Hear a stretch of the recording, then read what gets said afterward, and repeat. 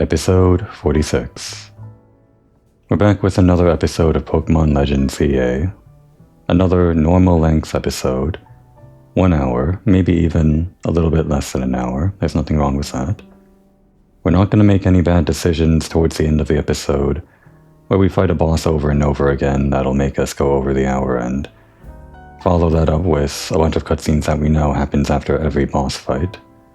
We're just going to gauge things well at every point in the episode to make sure we end on time. Gonna be the first of many episodes like that. If we have to do some side missions to make sure the episode stays within 1 hour, then we'll do it. And if we have to make sure our Pokemon are over-leveled for the fights that we're getting into, just so we don't have to retry things, we'll do it. For now, I think they're okay at their current level, though. Oh yeah, but we're not doing that this episode, are we? Because this episode is just the museum and the cafe, isn't it? I knew about this museum ever since Stream a Friend did, very soon after the game came out. Never actually went inside there myself, again because I saw most of the museum during that stream. But I guess this episode we can actually have the entire tour. I imagine if they're bringing us here during the DLC, they'll have some new things, or they'll just comment on the existing things. Either way, I'm just gonna have some fun looking around, even if that takes up most of the episode. How do we get up there? There's an item up there. Maybe that's the first thing we do this episode. Can we get onto that rooftop? Like this series of rooftops? It would seem to imply that we can.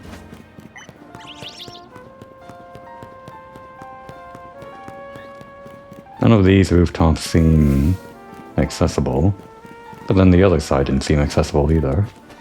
You know what? It's probably from this side, right? You like jump across the street? Does that make sense? I don't know if that makes sense. We can try it first. I wouldn't put an item up there if you couldn't get there. I'm not even sure you can get on this rooftop. This might not be a good decision for keeping the episode under the hour. I might come to regret this.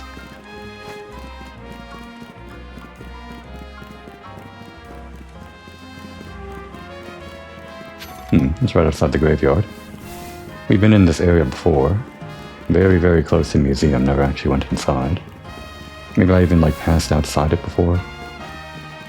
I could even just go into these, couldn't I?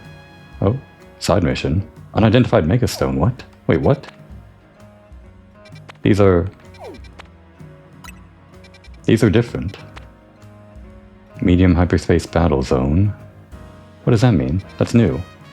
Are they gonna explain this to us? Oh, they've even got like zones where there's just one Pokemon, it seems. This is normal type. What is this Pokemon? I don't recognize it, at least from the silhouette. There are a few things that I'm looking out for. Well, one or two things in particular. Is that Muna? Side mission here too. Unidentified Megastone, so those are the most exciting.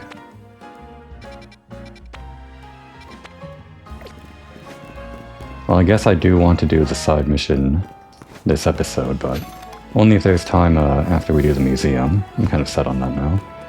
It doesn't seem like I can get onto this roof.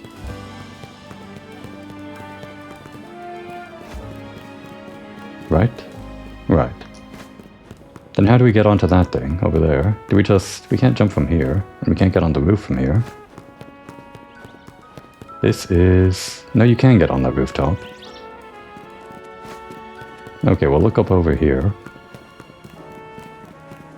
Could be a huge waste of my time already, this.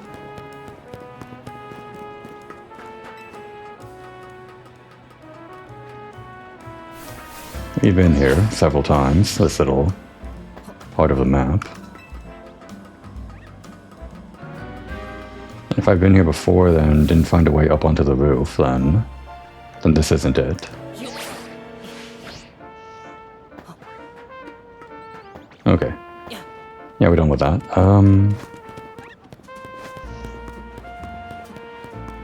We're gonna have to look a little bit harder, because there is a way up there. And I'm missing it. Not from the inside, right? No hidden elevator, or locked elevator, locked by a side quest.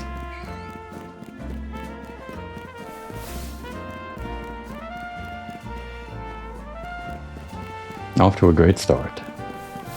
It's this rooftop. We jump from this rooftop.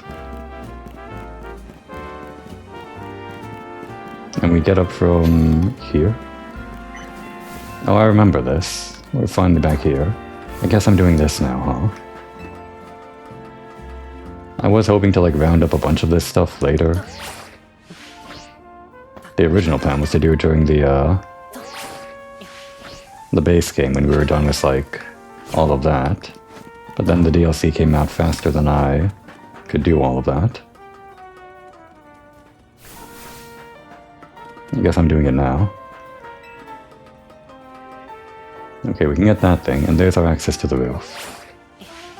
It feels like such a circuitous route to get to that one little awning on the museum. For just a red item, which isn't really that much. I'm doing it. Not getting these other red items, or rather, we're not going out of our way for red items like that. Not if we can't see a quick way back, which I don't. I guess that's fast enough.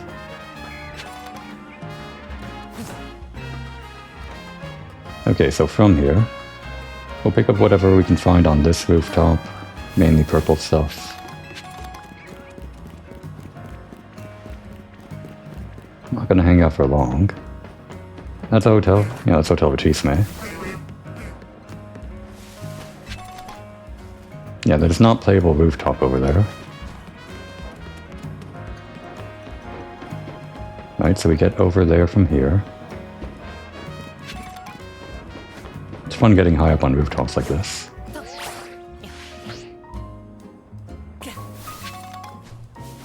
A lot of stones here, that's good.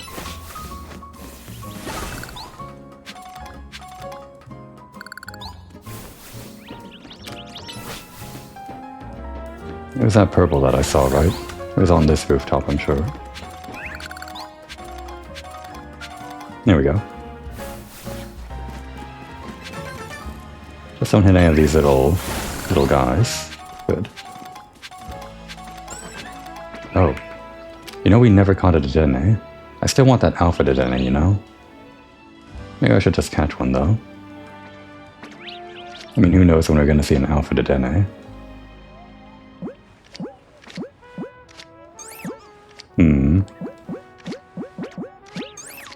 I guess a quick ball makes sense for Dedenne. It's also like a fairy type. It is like a Pika clone. If I use the fastball, I'd kind of want it to be on a, what was it? The alpha, yeah.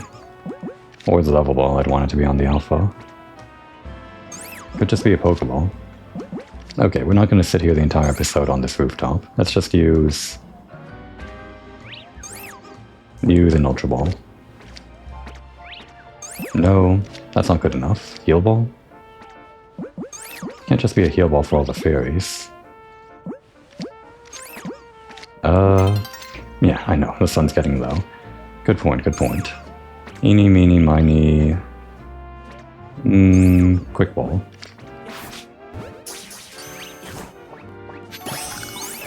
I still want that alpha. Right, so we're trying to get over to that rooftop.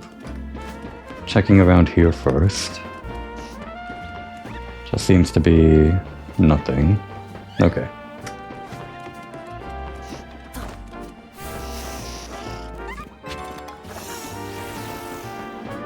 Alright, so let's not screw this up and have to do this again. I think our maximum distance is going to be from that roof, although there isn't really any place to stand there, is it? So I think we have to do it from here. I think we can make that. barely. A full restore. All this for that. And the other things along the way, but still. Well, the sun is setting and it's time for night at the museum, I guess.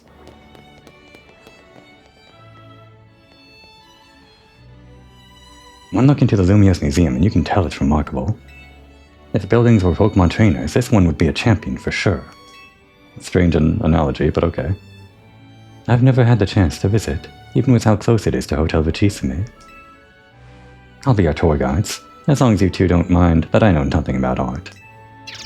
By all means. And let's begin with that painting over there. Oh wow, we're actually like getting the full tour from them. Okay. Lead the way, Miss Corna. We'll tour the things that they don't tour as well. They're not going to hit up everything, right? Starting with this. Well, I guess we'll actually get to that exhibit later. That's like on the entire other floor, right? Welcome to the Lumiose Museum. We are currently hosting a special exhibition on the second floor. Yeah, I know all about it. Yeah, Hisui region.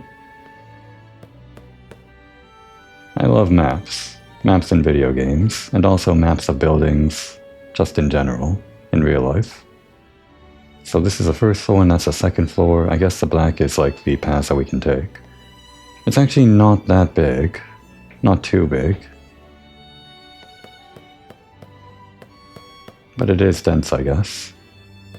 We'll follow Ancha and Corna first. I imagine they'll go to the second floor. Didn't actually know there'd be side quests in here though. Ah, look at this one. It's weird seeing this kind of rendition of a human in a Pokemon game, and also this kind of rendition of a Pokemon in a Pokemon game. Look at those tiny little hands. It's absolutely twig-like. What a cat. They say a man of power at the time forced the artist to add the mythical Pokemon Mew to spread the word of how great he was. You mean it's not a real Mew? I'm disappointed. Ah, it's just the same description. Good to know. What's the story behind this one? They got Golurk. I already know. Golurk is in the DLC. It's one of the things that I got through osmosis and everything. I do want to add a Golurk to the team eventually, when we see one. That's one of the ones I said I was looking out for. This painting depicts a knight errant who continues his travels with a Pokemon, Golurk. The painting expresses the knight's identity and his suffering as its primary subjects. It is regarded as an example of romanticism. The backlighting is pretty great, especially on Golurk.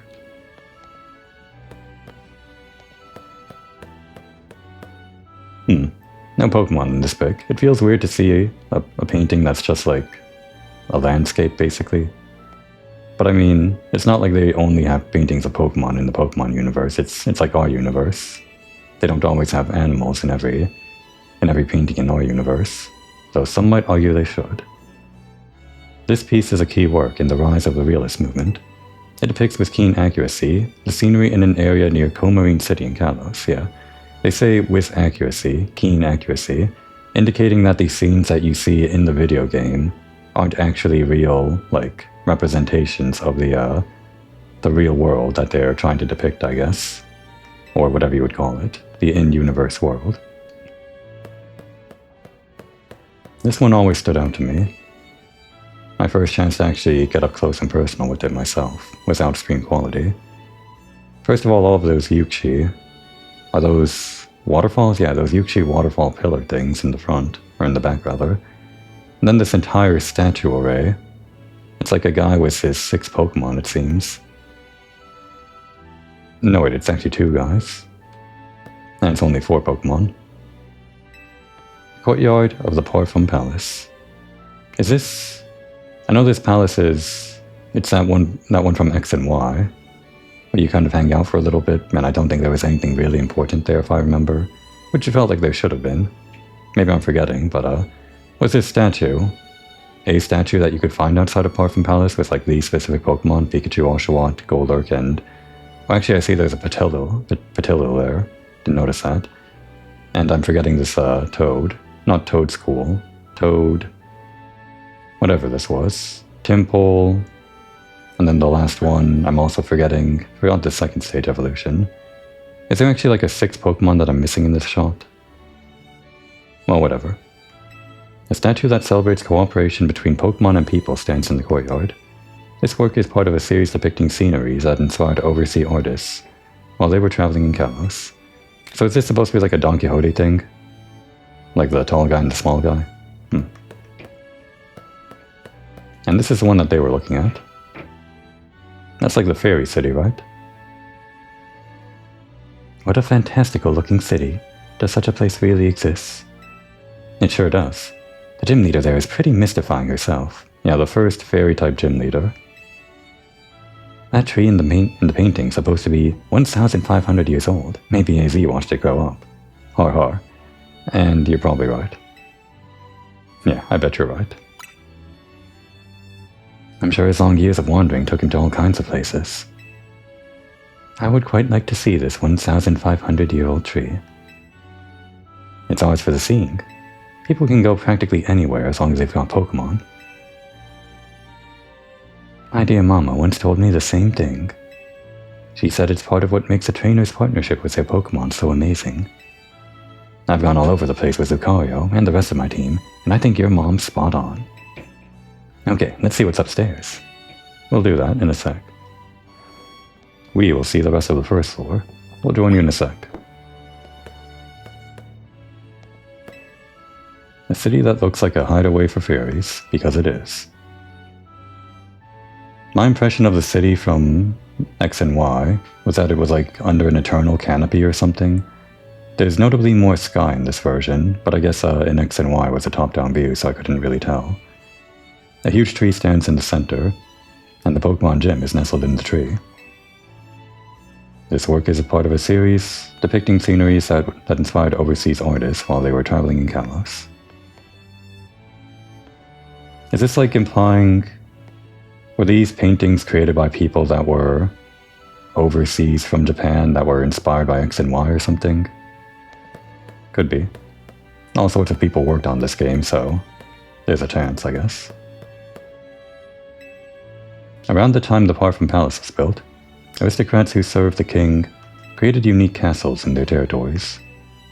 We can kind of pretend we're getting like the audio tour with these headphones we're wearing. It's kind of fun. This work is highly praised as a piece that captures that period in time. This was Parfum Palace? Or around Parfum Palace? Not like any specific area in X and Y, I guess. As far as I can tell.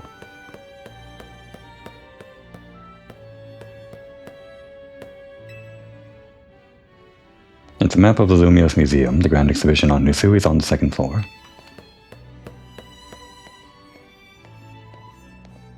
Don't know what Pokemon that is, huh? Oh, that's Mew, I think. Is this one also just added in? Or wait. It captures the lives of Pokemon and farmers who live together with the land. It was painted about 85 years ago, and is regarded as an example of naturalism. There's no note about adding in this Mew, which I'm pretty sure is a Mew, I think. Can't really think of any other Pokemon that might be. Maybe this was an actual rendition of a real Mew, like the aristocrat had to like cheat it in, but this one was a real one, just kind of hanging out with these people. Could be. Ah, beautiful. I like this cactus in the background, just kinda menacingly staring. A depiction of the fruit Pokemon Serena and the scarecrow Pokemon Cacturne. Some have chosen to explore the figures of Pokemon so different than humans in order to better understand their anatomy and to explore the nature of their hearts and minds. Yeah, that's true of artists in real life. It's neat how these have different styles to them. I wonder if these two...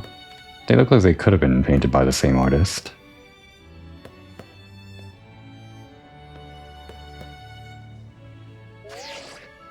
I like this Midiana. It's not actually in the DLC, is it? It wasn't in the base game either. Nor was like any of these, I guess. I don't think any of these were in this game, other than Sinistea. Was Sinistea in this game? Actually, I don't know.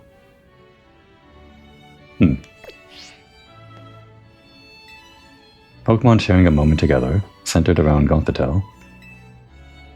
Many artists have displayed curiosity about how Pokemon would relate to each other in the absence of humans.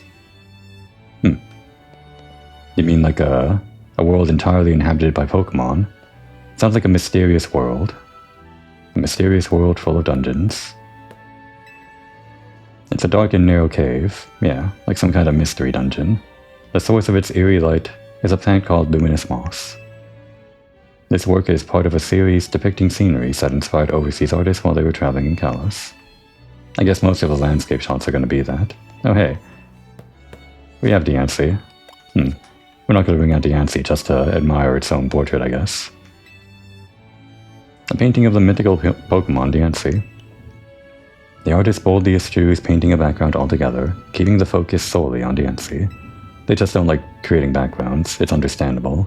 It's always nice to just have a reliable square or reliable rectangle as your background, I guess. Thus we can feel the artist's desire to emphasize that the subject transcends eras and trends. And one more look at this is Poochie. So cute. This one's just a guy. This one's the least interesting. I mean, even the landscapes are more interesting than this, because even the landscapes are like fantasy setting.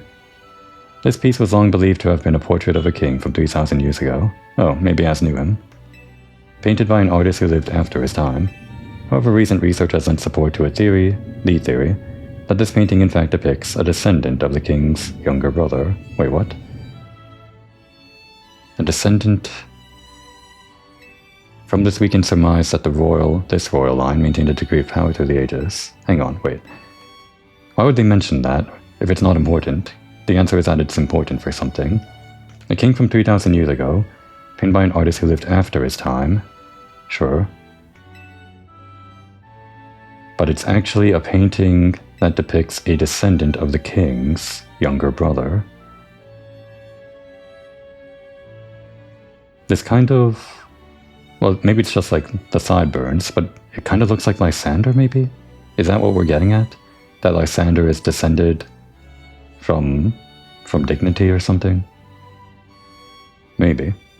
Maybe I'm not understanding what they're putting down here.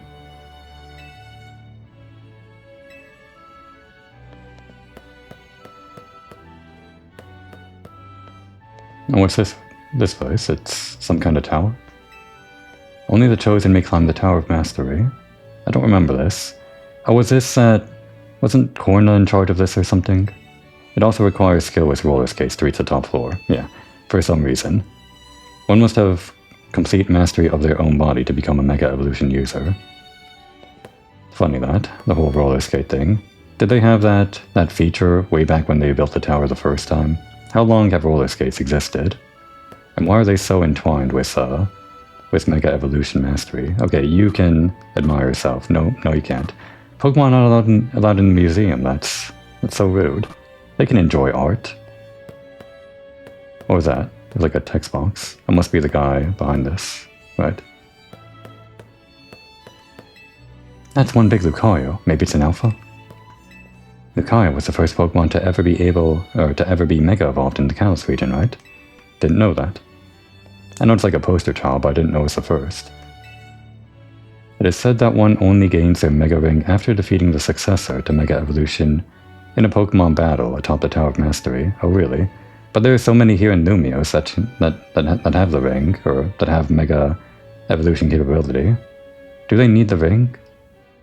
Don't you just need the stone? Isn't that the more important part? Because everyone has like different accessories that they use for Mega Evolution. Maybe the Mega Ring is only for like the people that do this part and it's not really that important in Mega Evolution. I mean, maybe it is important, but maybe other accessories do the same thing the ring does. Like they interact with the gem as a catalyst. Does that appear in our key items as a thing?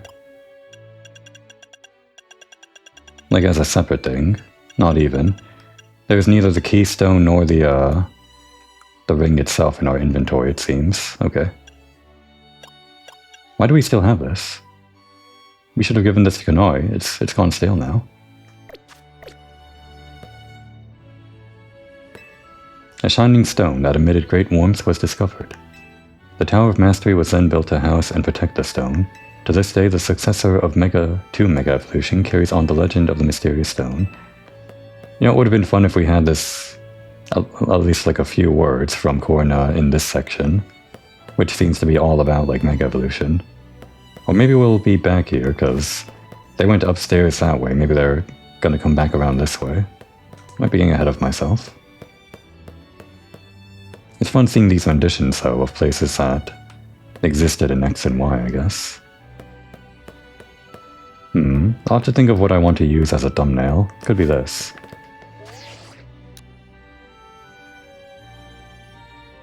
Maybe something further away. Or something close up. I'm sure I'll find something to use. Plenty of good options. This one's also a good option. If we want just like a shot of the museum itself, I guess this might be it, huh?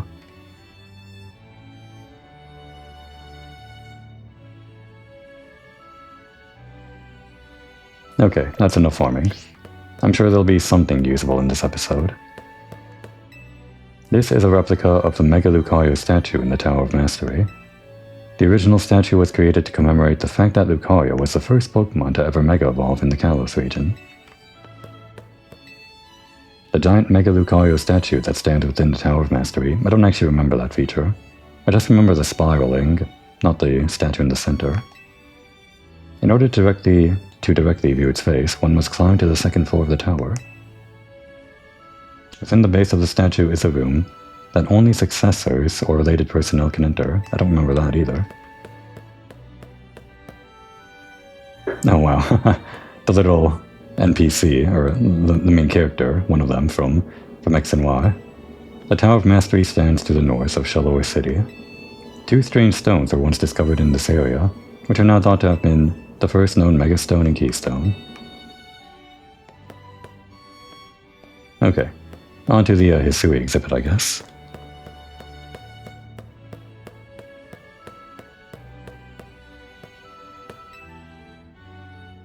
Hisui the Grand Exhibition.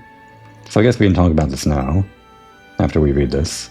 The lands once known as Hisui reveal how humans and Pokemon came to live in harmony, and I think Hisui means jade, for whatever historical reason that has ties with real-world Japan.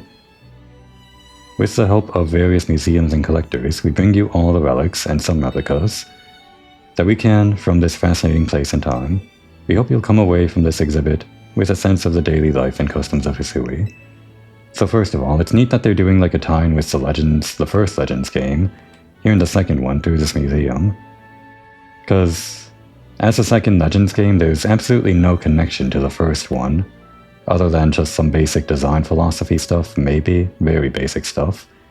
They overhaul a whole lot of other things, but it's sensible that they would have this in a museum because that's what museums do. They tell you about other parts of the world and have an entire exhibit dedicated to this sort of thing.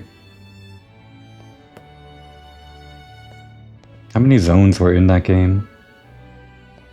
Yeah, there was that marshland area on the right side, I remember that. Was this area between the Greenland and the marsh also like an area that I'm forgetting? That wasn't like the beach place, right? The beach place was further to the right. Yeah, it's in the top right there.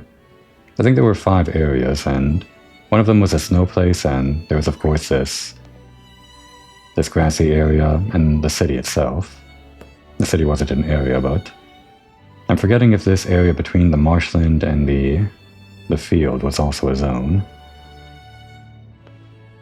Oh, that must have been the Mount Hornet region, right? That's what this was, okay. Alright.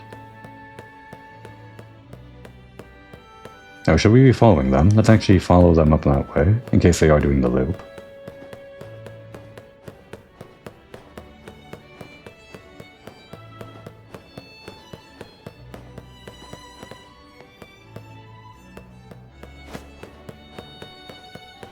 Been to a few museums in my lifetime. I should probably visit the one that I have in my city at some point. Sheesh, I didn't even realize there were this many different kinds of Pokeballs. Are they all in this game though? I don't think they are. Well, actually, some of them might be rewards from online matches. No wonder some people start getting particular about which ball they use for each Pokemon. Gee, who would do that? Who would spend an entire minute on a rooftop debating what Pokeball they should put a Dedenne in. What's this? Is that luxury? Yeah, that's luxury, it just kinda looks different. Yeah, most of these here are things that we can buy, including these ones. We never actually got a Master Ball. Not because of the various Pokeballs in use today. It's mainly these ones in the back here that we don't really have easy access to, and also this Safari Ball. Moonball has a pretty great design. I want this Love Ball. I want lots of Love Balls. That's what I probably would have put Dedenne in if I actually had one, but don't have any idea how to get this. And I'm pretty sure unless it's like in some obscure side quest or something, you can only get it through online matches, probably. Now let's trigger this, I guess.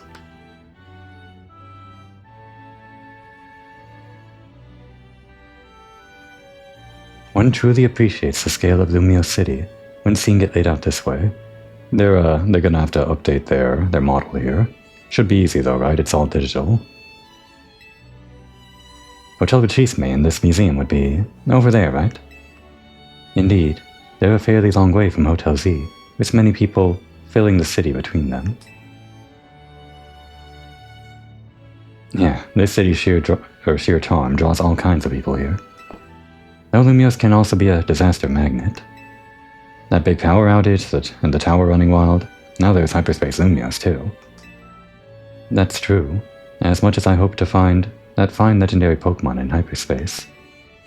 The idea that Hyperspace Lumiose could merge with Lumiose is troubling. It'll be okay. We'll stop it. Be confident. Yeah, that's why we're doing all this survey work, to make sure things turn out okay. Plus we're gonna find what's causing all this rogue mega evolution and stop it. We won't let those poor Pokemon keep suffering. Indeed, I'll make donuts diligently to support you. Is it alright if we go see what's on display over there? You bet. Okay, yeah, we are doing the loop.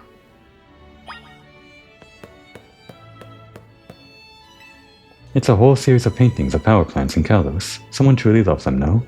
I guess that was the whole thing for the theme of X and Y. Something about like the energy crisis, I think. Or at least it was related, partially. Gonna have to pause here and cough, my throat's been acting up.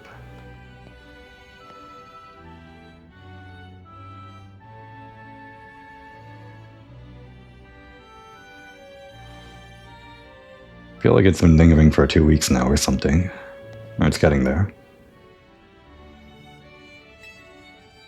This plant uses heat from the ground to generate electricity. It doesn't actually look like this. But I mean, it's a nice rendition. This painting is a part of a series on technology in Kalos, and the plant is a sharp commentary on the hidden passion that lies just beneath everyone's surface. But also it's just cool sci-fi bullshit, right? What are these called again? Greebles? Like the tiny little details that they put on sci-fi stuff to make it have some depth or whatever, without actually being, well, fully worked out what they should be, if you were to zoom in.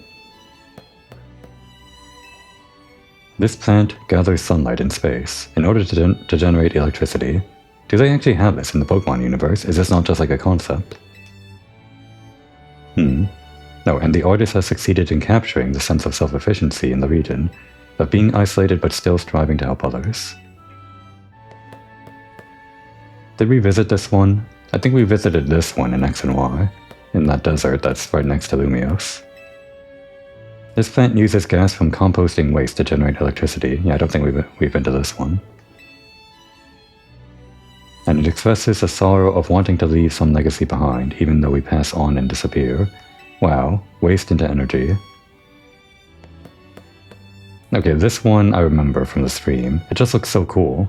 It's like an arcology, right? This plant uses gas from composting waste to generate electricity, same as the last one, oh. And it expresses a sorrow of wanting, etc., the same thing, Is that meant to be the same? I guess so. Still cool, though. It looks like an arcology to me. I guess it doesn't have housing, though.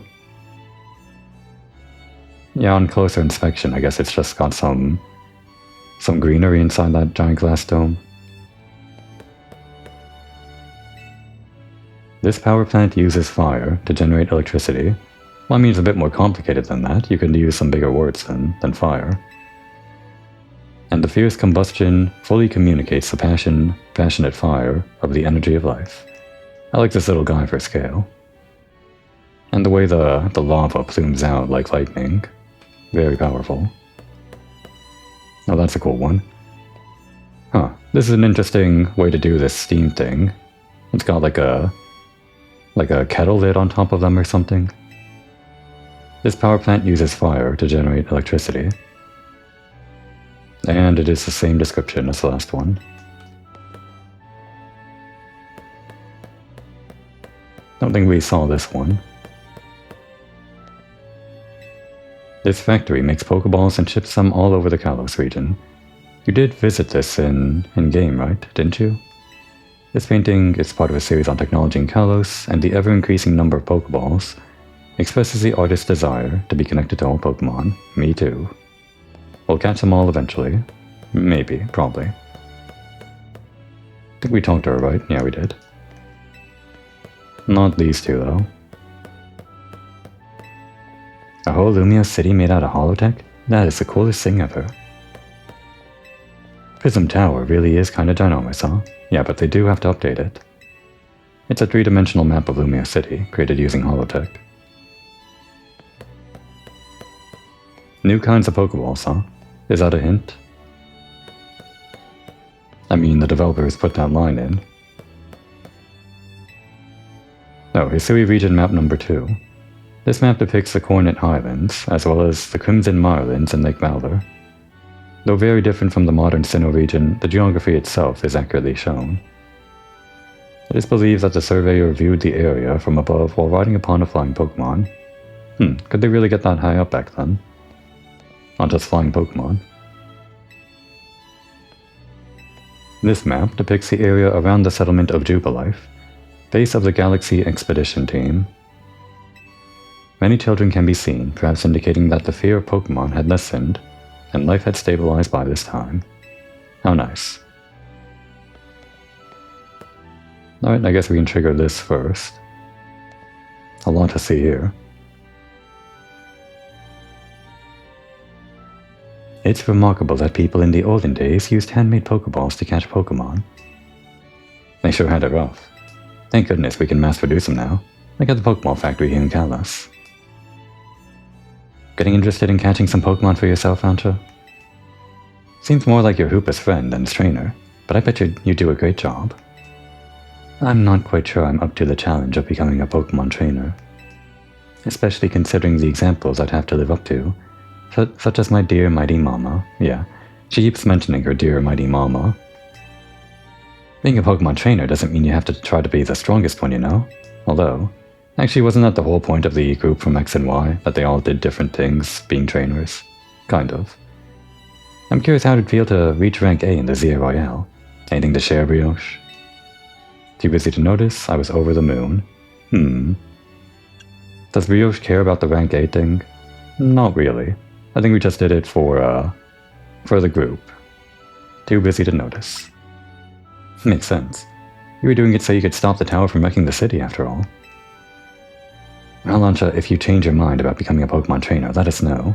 Oh, you're offering like a loner, like you did with AZ. How about you do the my special coaching process? Okay, a bit different. You're very kind. I'll consider it.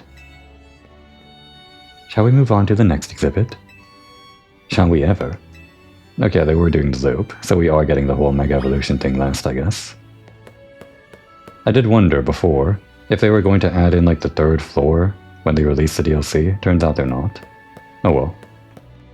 And you can see the 3rd floor, like, there is a 3rd floor, but it's too bad that they can't actually add anything in, I guess. Nothing to add. Survey course schedule. A lot of games should have this, right? I feel like a lot of games would do well by just having a museum in-game where they can show off 3D models and concept art and random bullshit. It's just fun to see this sort of thing. For me, specifically, and a lot of other people. It's like an art book in the game. a satchel that was supplied to members of the Galaxy Team Survey Corps. Should a Survey Corps member be knocked out whilst conducting a survey, the Security Corps would rescue them and retrieve their satchel. Tales remain of a Galaxy Expedition team member who boasted that he could increase the capacity of satchels so they could hold more items. Huh. Har har. Video game upgrades. Crafting bench. A bench where Galaxy Expedition team members would craft Pokeballs and other necessities using materials they had gathered. I'd kind of forgotten about that aspect of the game. I guess that's what they were talking about. Creating their own Pokeballs and how we don't have to do that anymore. Crafting benches were set up in various locations, but there were also portable crafting kits that could be utilized wherever the user might be. Potato Mochi, right, that one restaurant. Run by that one ninja guy. Food prepared in Hisui by cooking softfoot roots, which could be harvested in Hisui at the time. A recipe has even been found in writings from the period. Sootfoot humble root, harvest it and peel it. Broiled, baked, and steamed, steamed will do. Just let nobody steal it. That's what the guy would sing, right? Whenever cooking for us. Mash the root, then knead the mash, then once more heat it over. Maybe I'm imagining it, but I'm pretty sure that guy sang whenever we ate at his restaurant. Grill it only till it browns. Use ember, not flamethrower. Now hearken well and listen closely. The wise adore potato mochi. It kinda rhymed, right? Life around Jubilife. Within the settlement of Jubilife, fields were established to grow crops. Beyond its walls was the beach where settlers first came ashore. As more Pokemon were surveyed and the area was developed, so too did the population grow. It is said that the Pokemon they befriended also helped with various tasks, such as farming.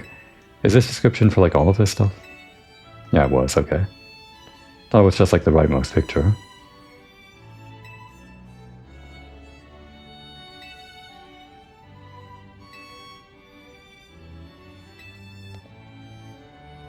Are these actually lifted from Legends, these models, or did they like touch them up a bit? I imagine they had to touch them up a bit. My memories aren't exactly pristine about like the graphics from that game, and the graphics had like a different cel-shaded look to them, but they definitely look different from what we're seeing now, I'm sure. These 3D things here. Which one was this again? Which shop was this? Model reproduction of the general store. I don't remember it too well. I guess it was just too generic. The general store is believed to have played a central role in providing supplies to the settlers. There are records of other enterprises as well, such as a clothier and photography studio. I remember those.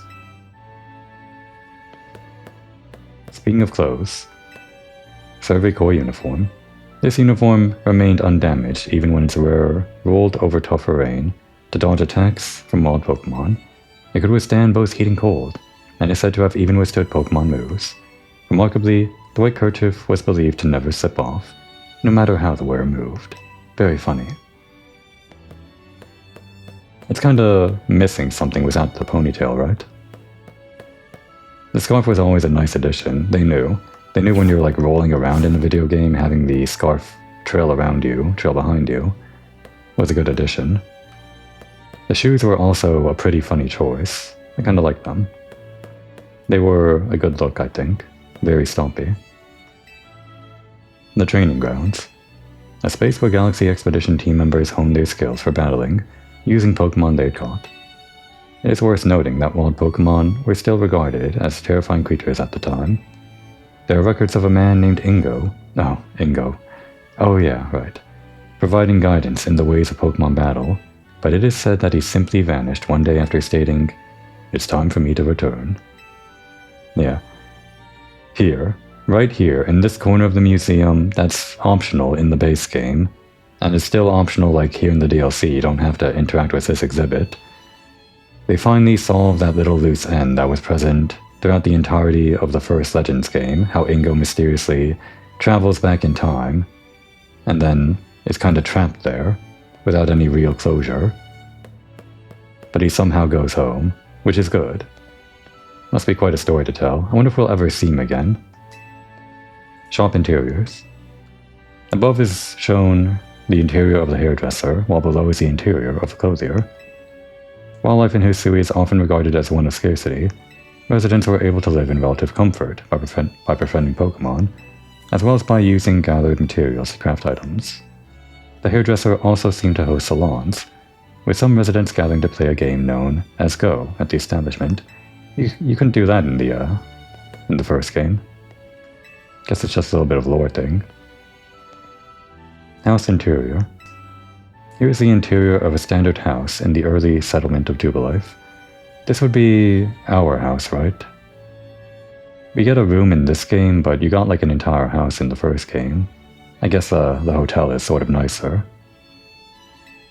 Though sparsely furnished, it contains everything needed for fieldwork in daily life, including hardy clothing, sandals, and boots.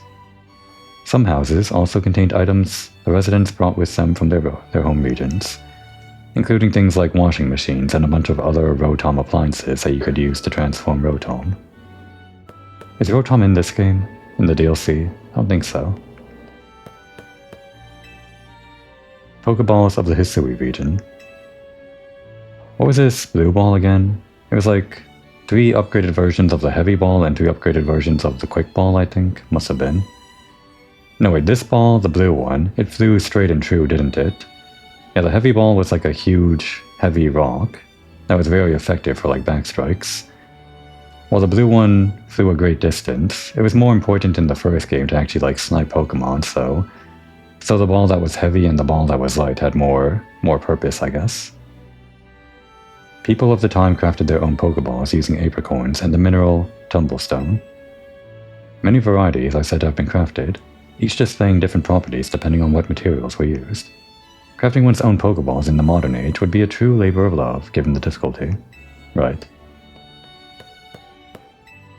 Hisui is an ancient name for a distant region. The people there greatly feared Pokemon. It seems that old survey work really led two people in Pokemon better understanding one another. And now concept art. Probably lifted from some actual concept art book, like from development, I imagine. Maybe touched up a little bit or touched down for the purposes of the game. I like this Pikachu.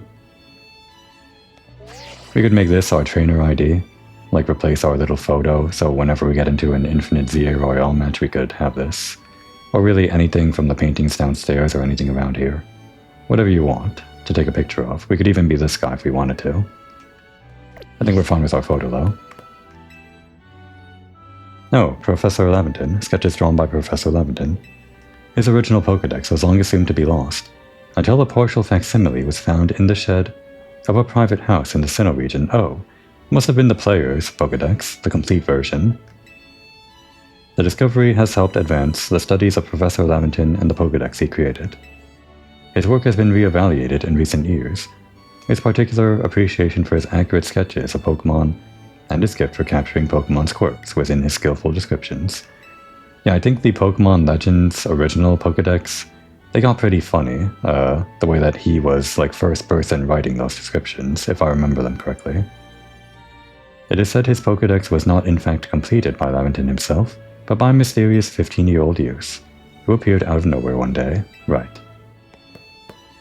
Did we just confirm the age of like the trainer from the first game, or was that always known? I like that Starly. Sketches drawn by Professor Laventon. Oh, this is the same, okay.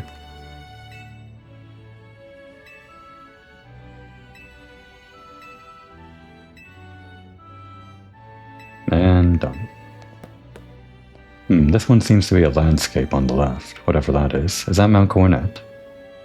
Can't quite tell. Is that water or... I had a few more things in this floor. Yeah, it didn't seem like a huge amount of exhibits when we looked at that map, but now that we're here... Quite a lot of things. Oh yeah, this. Hairstyles of the time. Displayed here are the hairstyles said to have been available at the hairdresser in Jubilife, the early settlement home to the Galaxy Expedition team. It is also said that changing one's hair color was possible at this establishment. It's funny to think that these were the hairstyle you could get, but I guess they're kind of familiar. I think... Which one did I have? I changed them around. I think I had this one in the top row, third from the right. I may have even used the top right one. It was fun role-playing like the old version of like the trainer, even though you were a trainer whisked away from present time and sent to the past. It was fun to like adopt the hairstyle of the time, I guess, and the clothing style.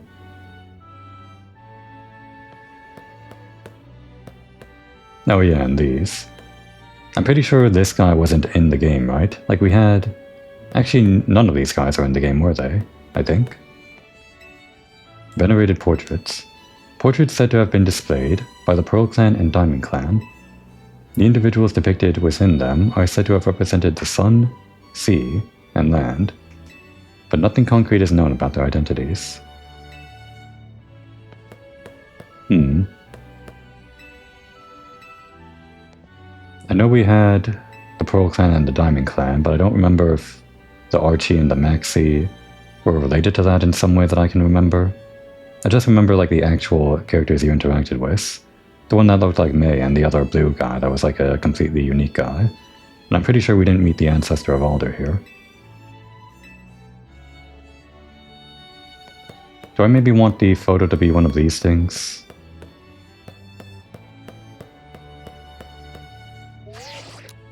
No, not that. Like the thumbnail could be... We could get like the group here. Not very exciting though. We'll get to that in a second. I think the statues might be the most exciting, maybe dioramas like this. This one's pretty dense for a thumbnail. Actually, this might be it. Could be.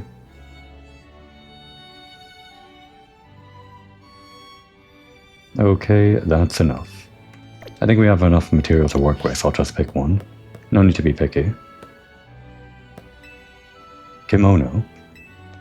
Recreation of a kimono worn by Kamado, first commander of the Galaxy Expedition Team. The kimono uses many different types of thread and is ornately decorated, showing that much effort was put into its creation. Thus it is assumed the kimono was quite costly, but it is unknown whether Kamado acquired it himself or if it was given to him as a gift. The pattern provides evidence that Golduck could be found at the time the cloth was embroidered. Does it count as evidence? Where's a Golduck? Oh, I see it now, okay. And the other outfit. The commander's armor. It was a surprise when he came strolling in with his armor ready to battle, to throw hands with a 15-year-old protagonist. Pretty funny, and also kind of out of place given the region, but it was quite the look.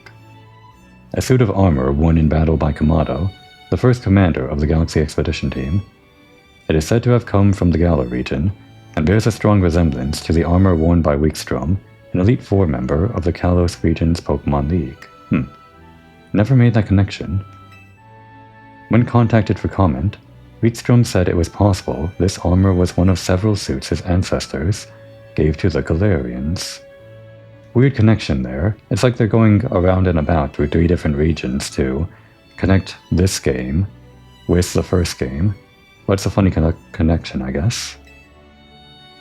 However, it is difficult to verify such claims, given relations between Kalos and Galar during the era.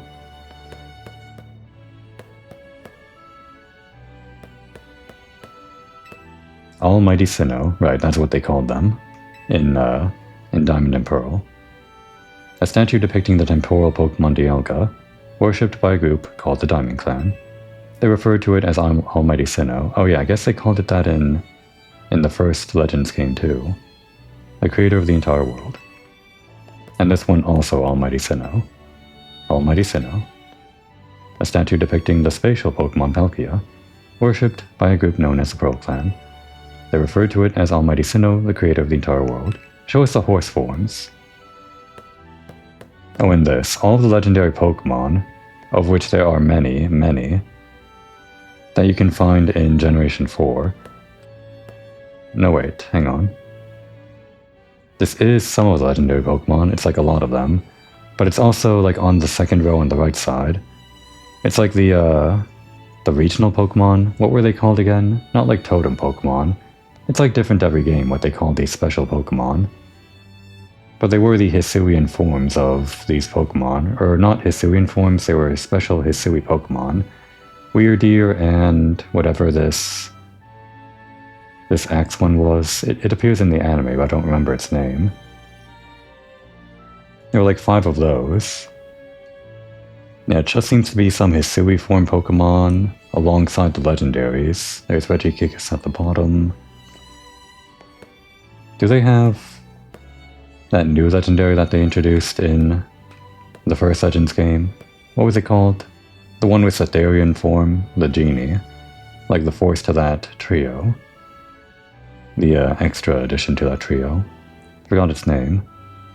Amora something? I don't see it in either form. I don't recognize all of these though. I think this is like the special Avalog.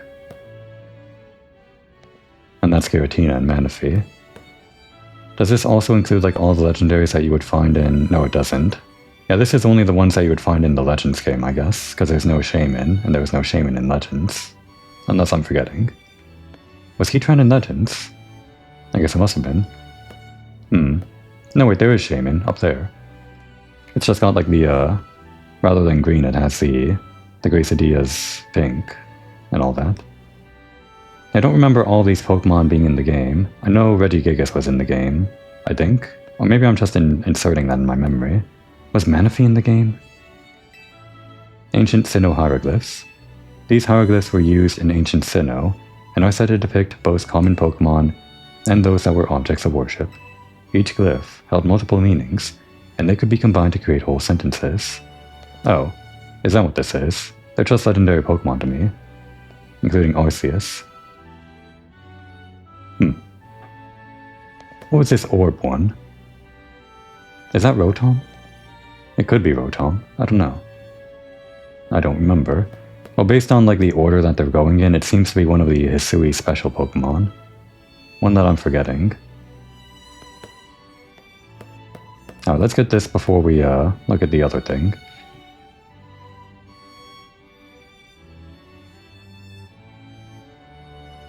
This is the Temple of Sinnoh. They say some legendary Pokemon appeared here. Yeah, it was pretty great. It was pretty great when they, in the first game, after you did all the work, how they actually gave you the stairs that went all the way up. Because I think they never let you do that in the original Diamond and Pearl, because that event never happened or something like that. Or some regions never got that event. What if we found a section of hyperspace Lumios resembling this temple? What is that supposed to imply?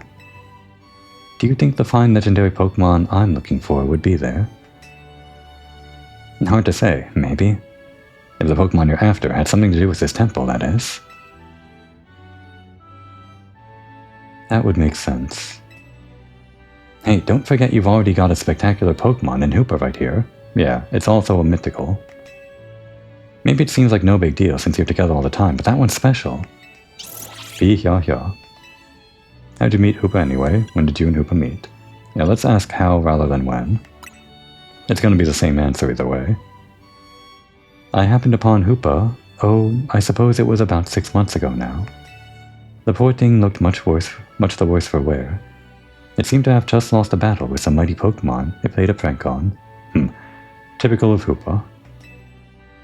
Sounds like it got what was coming to it. But I fed Hoopa a fresh baked donut and it perked up straight away. It's stuck by my side ever since, and helped me visit hyperspace as well. Whoa, so your donuts were so tasty that they unlocked Hoopa's inner power? I guess people and Pokemon meet for a reason, even if we're not their trainers. Okay, my turn to pick an exhibit. Follow me. Yeah, I should have known. I should have known she was doing this. Wait, Miss Corna. Before we move on, though. Temple of Sinnoh. An artist's rendition of what the ruins known as a spear pillar would look like if restored. It is said that these ruins once housed 10 statues depicting Pokemon known as lords or ladies. Oh right, would that be these special Pokemon from the region? Like 5 of them were ones that you could ride, and 5 of them were the boss battles, I guess, I think. Yeah, and then Spear Pillar got destroyed during the events of the game. It was very cool to watch. However, the temple was severely damaged due to a battle between legendary Pokemon. with statues also being destroyed. Records show that the name Spear Pillar was coined by the Survey Corps of the time. The Ancient Quarry. I don't remember this. As its name would suggest, this cave was used in ancient times as a stone quarry. I kind of remember, sort of, going in here like in part of the map. The clean cuts on the rock surfaces are signs of advanced techniques or possibly skilled command of Pokémon. Either way, the results are impressive even in this modern age. And then the big one here. I was told that the person who wore this outfit donated it to the collection personally. He's around. He's around still. We knew. It was implied, like, through his dialogue in the first game, that he would be around. Like his entire clan or something. There's something special about them. They're just long-lived or something. But yeah, the person who wore it donated it. Apparently he gazed a while at those sketches by Professor Laventon with his nostalgic air too. Those sketches by Professor Laventon. These ones? Interesting. But yeah, he's just out there, wandering the world, the bastard. I want to see him. No, not you. Does it not surprise you that the guy that wore this donated it personally? Formal attire. This outfit is said to have been worn during the ancient Sinnoh people during their rituals. This group worshipped the Pokemon Arceus as an almighty deity. It is thought that they showed their respect by mimicking Arceus' appearance, even reflected in the way that they styled their hair, which is apparently not something that they can replicate here. But yeah. What an iconic guy. What an iconic boss. Truly a great way to end the game. Galaxy Expedition Team Flag. One story claims that this flag was meant to show that the Galaxy team was made up of people from different regions, and so its design incorporates various elements, including Galarian letters. Never noticed. However, the truth of this tale remains unknown. The flag itself seems to have been made using threads from Pokemon. Okay, we spent a lot of time here. I didn't actually expect to spend the entire episode in the museum.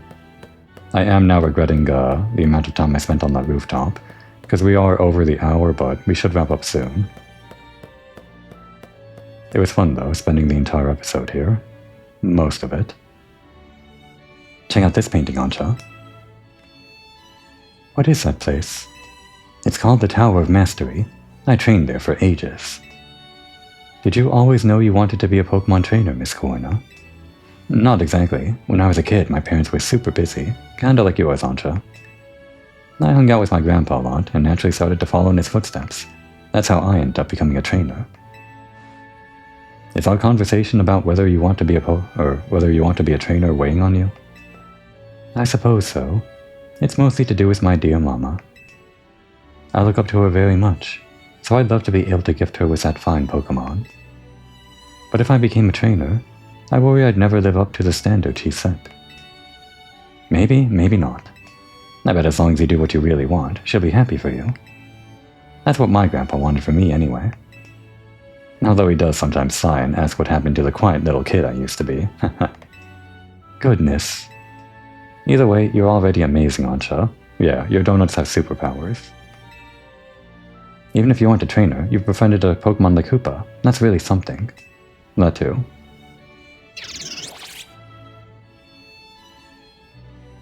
Anyway, I think I'm all museumed out. Me too. Should we head to the Blue District and visit Café Soleil? Yes, please. Alright, but it sounds like that's a bit of a walk away. And of course it's gonna entail a few cutscenes and maybe even get us into a battle that we can't skip from, so... I think we'll just, sit down over here. Can we sit down? We're not allowed to sit down. We'll just lean against this wall or something, catch our breaths, and then join them in a little bit. Give us, something like this, like we're catching our breaths. None of these are really catching our breaths, look. I guess that's good enough. Now would be a good time to take a break.